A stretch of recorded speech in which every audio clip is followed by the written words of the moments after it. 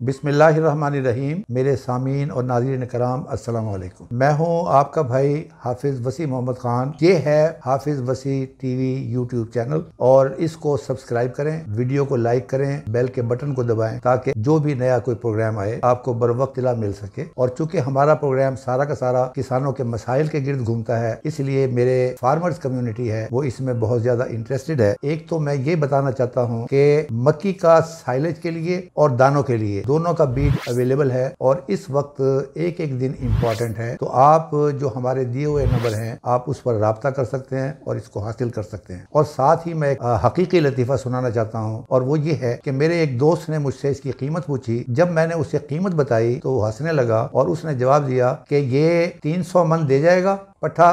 और उसने बाद में पूछा कि दाने जो हैं वो 60 मन दे देगा। तो मैंने कहा कि आपने मेरे ऊपर बहुत बड़ा एहसान किया है, आपने ये सवाल नहीं पूछा कि ये उग भी जाएगा कि नहीं उग जाएगा। इसलिए कि हमारी मेंटेलिटी ये है कि जिस कागज के ऊपर हम ये लिखा हुआ देख लें कि प्रोड्यूस्ड इन जर्मनी, हम उसकी हर कीमत देने के लिए तैयार हैं, लेकिन पाकिस्तान के साइंसदान की हम किसी तरीके से उसको एनकरेज करना नहीं चाहते। तो ये सीड अवेलेबल है। मैं वारिस शाह का एक किस्सा पेश करना चाहता हूँ जो मेरी इस बात को जाहिर करता है। वो ये है कि वारिस आख्या वारिस जा साथों और जे कोई खुशी ना होवे ते फिर हसीए क्यों, ते तेरे जेया कमलिया रमलिया नू फिर जीव दा पेचा दसिए क्यों, ते जेकर अंत गल्ला वाली तकना सी ते हालियां छड़ के नसीए क्यों, ते जेड़ा कन वलेट के लंघ जावे ओनू फिर पिछा तो तसीए क्यों, ते वारिस शाह साइयां जे घर किसे दा उजाड़ दईए ते फिर आप खुशी नाल वसीए क्यों। मैं यही चाहता हूं कि मेरे किसान आबाद रहें, मेरे किसानों का घर खुशहाल रहे। और आज मेरे मेहमान हैं गुलजार शाहिद साहब। गुलजार शाहिद साहब को आप पहले भी सुनते रहे हैं तो मैं उनको वेलकम करता हूं। खुशामदीद गुलजार साहब।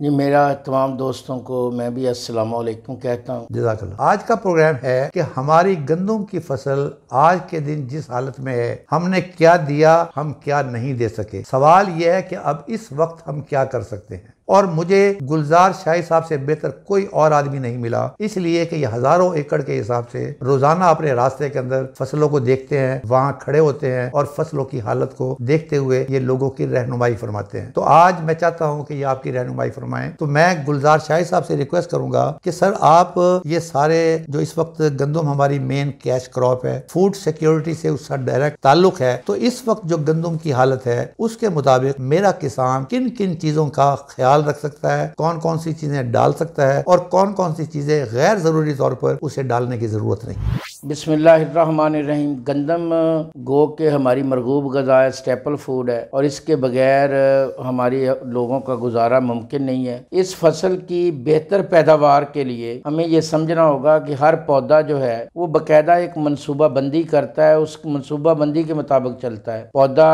अपनी जड़ें बनाता है, शगुफ़े बनाता है और उन शगुफ़ों पे फिर आगे वो फल लेता है। जो सिट्टे निकलने का अमल है जब शुरू हो जाता है तो पौधे की तकरीबन सारी तवज्जो वो सिट्टे की बनावट, उसमें दाने कितने बनने हैं, उन दानों की, ये तकरीबन 75-80 दिन या 85 दिन, अगेती फसल है तो 85-90 दिन, पिछेती फसल है तो 70-75 दिन पे ये स्टेज आ जाती है। उसके बाद अगर हम नाइट्रोजन खाद का ज़्यादा इस्तेमाल करें या उसको पानी ज़्यादा लगाएं तो फिर इससे उसकी एक तो लॉजिंग के खदशात बढ़ जाते हैं, दूसरा जो खुराक पौधे ने अपनी नाली और गांठों में जोड़ी हुई होती है जिससे आगे जाके उसने दाने की भराई करनी है, वज़न करना है, वो उसकी वेजिटेटिव ग्रोथ में इस्तेमाल हो जाती है। यही वजह है कि जब फरवरी के आखिर में या मार्च के आगाज़ में बारिशें होती हैं तो वो बारिशें उस साल ना सिर्फ ये कि हमारी पैदावार कम होती है बल्कि उसका दाना भी श्रिंक होने की वजह से उसकी क्वालिटी भी कम होती है। तो आज के हालात में हमें ये देखना होगा कि अब बहुत ज़्यादा फसल को नाइट्रोजन की ज़रूरत नहीं है। हाँ, हम उसको 5-10 किलो ग्वारा खाद के साथ कोई 10-15-20 किलो पोटैश वाली खाद दे सकते हैं। यूरिया या ग्वारा जो इसलिए देनी है कि जिस तरह हम जानवरों को अगर हमने कोई चीज़ देनी हो तो उसको तेल गुड़ वगैरह लगा लेते हैं ताकि वो उसकी पैलेटेबिलिटी बढ़ाने के लिए, अपटेक बढ़ाने के लिए हम ये खाद इस्तेमाल कर सकते हैं। चूँकि अब टेम्परेचर अल्हम्दुलिल्लाह 28-30 की तरफ जाने लग पड़ा है तो इस वक्त ज़्यादातर रस्ट के आने के चांसेस जो हैं वो बहुत कम है।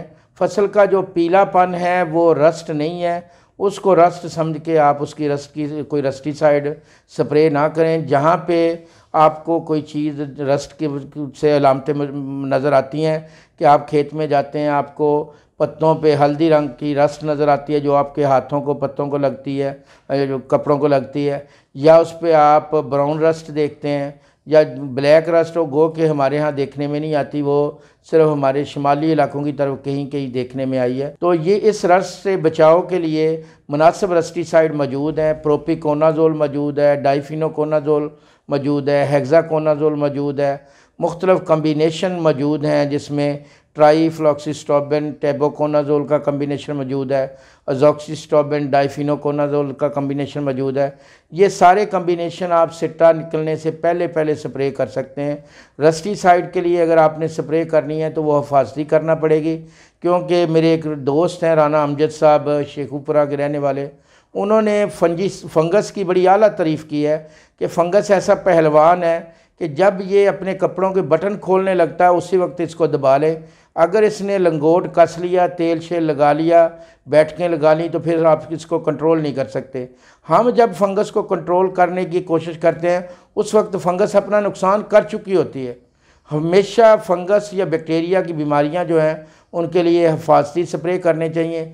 जो सीड वाली फसल है उसको हम सिट्टा निकलने के बाद भी जो है वो रस्टिसाइड स्प्रे कर सकते हैं। मौजूदा हालात में नाइट्रोजन वाली खाद कम, पोटैश वाली खाद जो है दे सकते हैं। आप इसको जिप्सम वगैरह भी जो है उसका भी छट्टा कर सकते हैं ताकि ज़मीन में मौजूद पोटैश वाली खाद जो है वो पौधे को दस्तयाब हो जाए और कैल्शियम मिलने की वजह से पौधे की जो लॉजिंग है वो कम हो जाए।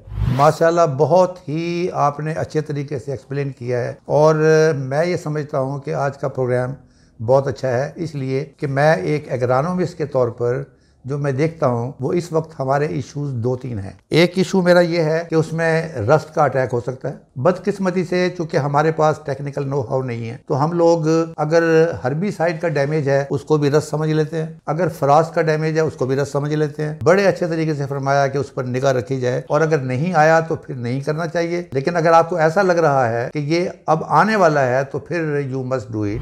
सबसे पहले जो सेहतमंद फसल है उसको करने के बाद मुतासरा रकबे को आपने सेहतमंद फसल में खड़े होकर करना है। अगर आप मुतासरा रकबे को सबसे पहले स्प्रे करेंगे तो जैसे ही आप स्प्रे करेंगे आपके कपड़ों के साथ वो स्पोर जो हैं जहाँ जहाँ से आप स्प्रे मशीन लेके जाएंगे आगे जाएंगे, और दवाई ने जो आपने फंजीसाइड की है उसने रीडिस्ट्रीब्यूट होकर 3 से 5 दिन बाद काम शुरू करना है। जो स्पोर आप ले जाएंगे वो फौरी काम शुरू कर देंगे और वहाँ पे रस्ट अगर नहीं भी आना तो वो आ जाएगी। मैं ये अर्ज कर रहा था कि मेरा एक मसला जो है इस वक्त वो तो है शायद रस्ट का अटैक हो तो मैं उसको कैसे रोकूं। दूसरा मेरा मसला जो है वो ये है कि मेरी क्रॉप लाज तो नहीं करती। मैंने उसकी आपने बहुत प्यारे तरीके से बताया कि अगर आप जिप्सम का इस वक्त छट्टा दे देंगे तो वो भी उसके अंदर एक मुमिदो मुआविन साबित होगा। तीसरी चीज जो बड़ी इंपॉर्टेंट है जो मेरा किसान ध्यान नहीं देता और वो है कि हम लोग सर्टिफाइड सीड की बजाय हम लोग ज्यादा कोशिश करते हैं कि घर का बीज जो भी मिला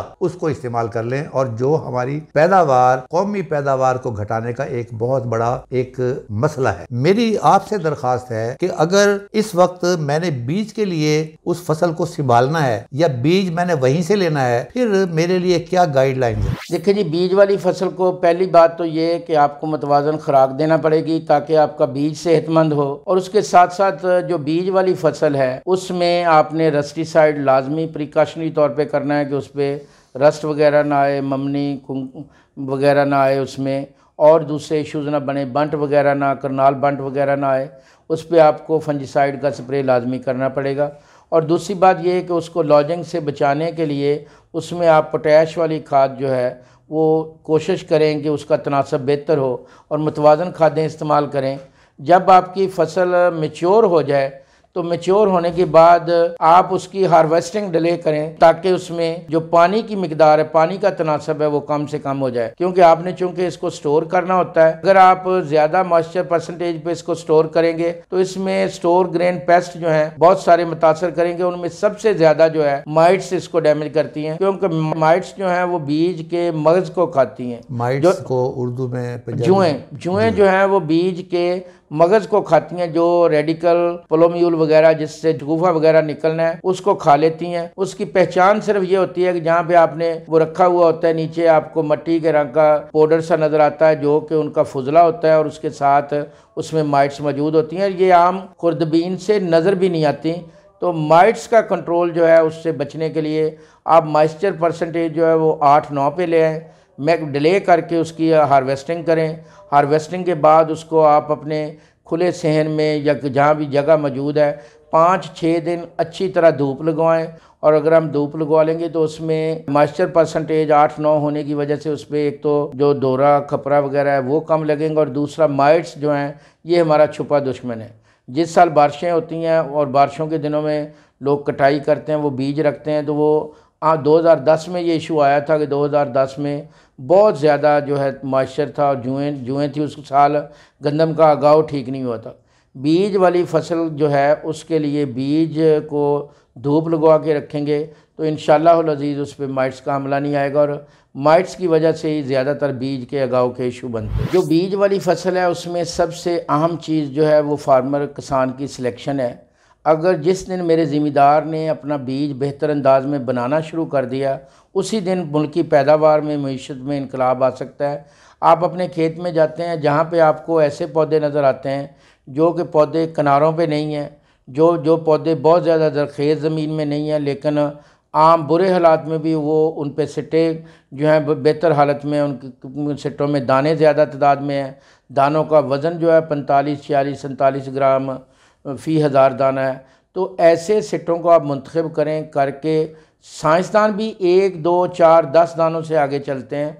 ऐसे दानों की अगर आप सिलेक्शन करके इस तरह अपने तौर पे वैरायटीज़ की सिलेक्शन के ज़रिए से इम्प्रूवमेंट करना शुरू कर दें तो आप सीड में इनकलाब ला सकते हैं। जज़ाकल्लाह जी, आपने माशाल्लाह दरिया को कूज़े में बंद किया है। मैं अपने किसान भाइयों से एक गुजारिश करना चाहता हूँ और वो ये है कि किसी दानिश्वर से पूछा गया था जिसका नाम जो था वो एग्रीकल्चर में बड़ा मशहूर था और उससे पूछा गया कि ज़मीन के लिए बेहतरीन खाद कौन सी है। उसने जवाब दिया कि किसान के पाँव के नीचे की मिट्टी। उसका मतलब ये था कि जितना वो चलेगा उतना ही ज़्यादा फसल की देखभाल अच्छी होगी और उसके नतीजे में फसल की पैदावार अच्छी होगी। अब मेरी आप लोगों से गुजारिश है कि आप अपने फील्ड में जाएं और एक किताब लिखकर उस पर कुछ लिखते भी जाएं। और वो लिखने का क्या है कि आपको कुछ जड़ी बूटियाँ नज़र आए होंगी, आपने pre emergence post emergence herbicide इस्तेमाल किया है, आप देखें कि इसके बावजूद कौन सी जड़ी बूटियाँ रह गई हैं ताकि अगले साल आप उसके मुताबिक इसको तरतीब दें।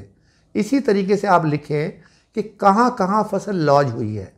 इसी तरीके से आप लिखें कि कहाँ कहाँ आपको रस का शक पड़ा हुआ है। और ये तमाम चीज़ें जो हैं ये आपको अगले साल के लिए काम आएंगी। मुझे यकीन है कि आज के प्रोग्राम से आपने बहुत कुछ सीखा होगा। वमा अलैना इल्लल बलागुल मुबीन।